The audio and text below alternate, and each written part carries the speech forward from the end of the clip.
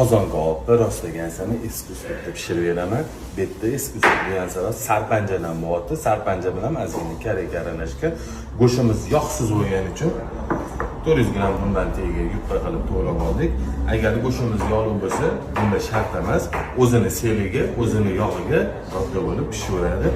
Boshladik. Mana go'sht qaraydi sifatligini. Mana sarpanjalarni qaraydi. Sarpanjani dodasi. Go'shtimizni terib oldik. Olovni yoqib balandroq qilib ushlaymiz. Jizzasi erib, o'zini yog'iga qovuriladi. Yopib qo'yib, tog'orani yopib qo'yib qovurilamiz. Yog'lari, sellari chiqib, o'zi bilan o'zi qovuraveradi.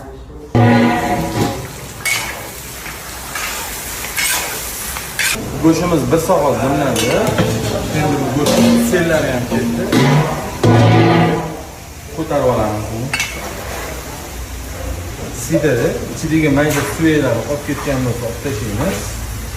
Go'shtimizni ko'tarib, yog'imizni tozalab oldik, kartoshkani solaveramiz endi. Katta kartoshkalar keyiga tushadi. Maydasi ustida turadi. Ustidan ozgina tuz beramiz.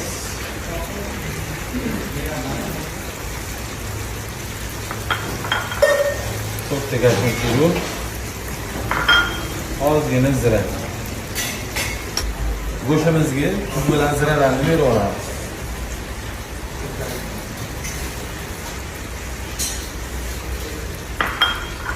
Kashnich, zira yaxshilab qovushtirib olamiz.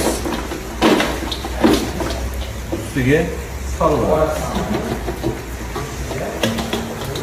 Go'shtimizni bosib oldik. Endi dimlab qo'yamiz. 1 soat o'rta olovda turadi. Kartoshkalar pirojka bo'lib, ichlari pyure bo'lib chiqadi, xudo xolis.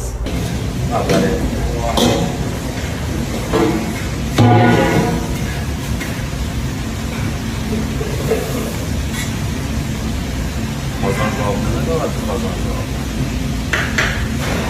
Go'shtlar